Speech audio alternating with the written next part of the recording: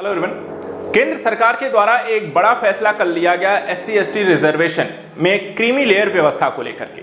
देखा जाए तो 1 अगस्त को सुप्रीम कोर्ट के द्वारा SC/ST के सब कैटेगरी बनाने को लेकर के एक ऐतिहासिक फैसला सुनाया गया। ये जिम्मेदारी राज्यों को सौंपी गई थी, लेकिन कल यहां पर केंद्र सरकार ने अपनी कैबिनेट मीटिंग में इस निर्णय को लेकर मूल्यांकन किया और उसके बाद यहां पर निर्णय लिया कि वो इस फैसले को लागू नहीं करने जा रहे हैं और संविधान के अनुरूप जो आरक्षण की व्यवस्था है उसे ही लागू करेंगे। पूरा यहाँ पे मामला क्या है, SC/ST आरक्षण को लेकर सुप्रीम कोर्ट ने जो डिसीजन दिया था उसकी अहम बातें क्या है, सरकार इसे मानने से क्यों मना कर रही है और इसके किस तरीके के प्रभाव हो सकते हैं, आज यहाँ पर इस वीडियो हम एनालिसिस करते हैं। सबसे पहले यहाँ पे सरकार किन आधारों पर इस आरक्षण को मानने से मना कर रही है उसको समझते हैं। देखिए, शुक्रवार को एक कैबिनेट मीटिंग हुई जिसमें केंद्र सरकार ने कई सारे यहाँ पर फैसले लिए और इसी में सुप्रीम कोर्ट के फैसले का भी यहाँ पर एक चर्चा की गई उस पर कि क्या इसे लागू किया जाए या नहीं। केंद्र सरकार ने यह मीटिंग जो है शुक्रवार को हुई और इसमें यह साफ कर दिया, इस मीटिंग के पश्चात जो प्रेस कॉन्फ्रेंस हुई उसमें कहा गया है कि अनुसूचित जाति और जनजाति के लिए क्रीमी लेयर का प्रावधान करने का विचार जो है वो सरकार नहीं कर रही है। यानी कि सरकार इस तरीके के फैसले को लागू करने को लेकर कोई विचार भी नहीं कर रही है, ना ही इसे आगे लागू किया जाएगा। उनका निर्णय पूरी तरीके से स्पष्ट कर दिया गया है। साथ ही यहां पर यह आरक्षण नहीं लागू करने के पीछे जो तर्क दिए गए हैं, तो संविधान, दूसरा OBC के संदर्भित यहां पर डिसीजन आया है। कहा गया कि सरकार ने कहा है कि देखिए, अनुसूचित जाति, अनुसूचित जनजाति वर्गों को वर्तमान समय में भी देखें तो सरकारी नौकरियों और उच्च शिक्षण संस्थानों में प्रवेश के लिए आरक्षण उनको मिलता है। ऐसी स्थिति में अन्य पिछड़ा वर्ग की तरह जो क्रीमी लेयर की एक व्यवस्था है OBC वर्ग में, उसी तरीके से यहाँ पे SC/ST के अंतर्गत जो सब कैटेगरी बना के क्रीमी लेयर की व्यवस्था लागू करने की बात की गई है, हम उसे यहाँ पे इसमें लागू नहीं करेंगे।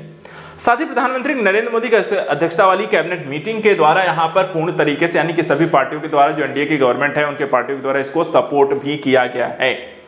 इसके साथ ही यहां पे संविधान को भी आधार बनाया गया है कि हम इस फैसले को क्यों ना लागू करें। तो यहां पर कहते हैं कि देखिए, संविधान में भी इस तरीके की चीजों का उल्लेख नहीं है सब कैटेगरी इत्यादि चीजों को लेकर के। यहां पर अगर हम देखें तो बाबा साहेब के संविधान के प्रति पूरी तरह वचनबद्धता के आधार पर ही आरक्षण की व्यवस्था लागू है और यही जारी रहेगी। केंद्रीय मंत्री ने यह भी कहा कि राष्ट्रीय जनतांत्रिक जो गठबंधन सरकार है वो संविधान में बाबा साहेब के प्रति पूरी तरह एक वचनबद्ध है और जो मंत्रिमंडल में चर्चा हुई है सभी यहां पर एकमत हैं कि संविधान के अनुसार अनुसूचित जाति और अनुसूचित जनजाति यानी कि SC/ST के आरक्षण में किसी भी तरीके का कोई भी क्रीमी लेयर प्रावधान सरकार लागू नहीं करेगी। साथ ही सरकार का यह भी मानना है कि जो व्यवस्था संविधान में है हम उसे ही आगे बढ़ाएंगे, उसमें किसी भी तरीके का परिवर्तन नहीं करेंगे। अब यहां पर समझने वाली बात है कि सुप्रीम कोर्ट ने डिसीजन दिया क्या था। SC/ST के रिजर्वेशन को लेकर के कोटा विद कोटा जो सिस्टम था, ये किस तरीके की व्यवस्था थी, ये एक ऐतिहासिक अपने आप में फैसला था, लेकिन यहां पर इस फैसले को लागू नहीं किया जा रहा है। इस फैसले को अगर हम देखें, जो सुप्रीम कोर्ट ने यहां पर फैसला अपना सुनाया था, इसके कई अलग अलग यहां पर बातें यहां पर हो चुकी हैं, लेकिन अगर हम ध्यान से देखें इस मुद्दे में या जो डिसीजन आया उसमें कई अहम पहलू भी हैं। जैसे कि राज्य सरकारें अनुसूचित जाति यानी SC के रिजर्वेशन में कोटा दे सकेंगी और यह फैसला सुप्रीम कोर्ट ने 1 अगस्त को सुनाया था। अदालत ने अपना ये जो फैसला सुनाया, ये करीब 20 साल पहले दिए गए अपने ही फैसले को पलट करके यहां पर सुनाया था और कोर्ट ने अनुसूचित जातियों, खुद एक समूह है और इसमें शामिल जातियों के आधार पर बंटवारा यहां पे नहीं किया जा सकता है, के फैसले को यहां पर उन्होंने पलट दिया है। इससे पहले यानी कि 20 साल पहले उन्होंने अनुसूचित जातियों में सब कैटेगरी बनाने का एक डिसीजन दिया था, जिसे 1 अगस्त 2024 को दिए गए फैसले में उन्होंने पलट दिया है और एक सब कैटेगरी बनाने का एक डिसीजन दिया गया था। इस फैसले में कई ऐसे पहलू हैं जो कि यहाँ पे समझने जरूरी हैं। यानी कि इस फैसले को एक ऐतिहासिक फैसला क्यों कहा गया था, इसके पीछे के अगर हम तर्क देखें, जो डिसीजन आया, कई बातों को सुप्रीम कोर्ट ने स्पष्ट किया था कि क्या क्या किया जाएगा इस फैसले के पश्चात। देखिए, यहां पे सुप्रीम कोर्ट ने अपने फैसले में कहा था कि SC/ST में सब कैटेगरी समानता के सिद्धांत का उल्लंघन नहीं करती है, जो कि यहां पर आर्टिकल के तहत आर्टिकल 14 है और इसके अलावा आर्टिकल 341 है। वहां पे 2 आर्टिकल ऐसे थे जो कि कहता है कि मौलिक अधिकार का या 341 के तहत यहां पे राष्ट्रपति का जो अधिकार है वहां पे आप उल्लंघन नहीं कर सकते हैं। और ये आर्टिकल यहां पर देखा जाए तो SC/ST में सब कैटेगरी जो है समानता के अधिकार का उल्लंघन नहीं करता है, इसको सुप्रीम कोर्ट ने स्पष्ट किया। SC/ST कोटे में कुछ जातियों को सब कैटेगरी बनाने से अनुच्छेद 14, अनुच्छेद 341 का भी यहां पर उल्लंघन नहीं होता है।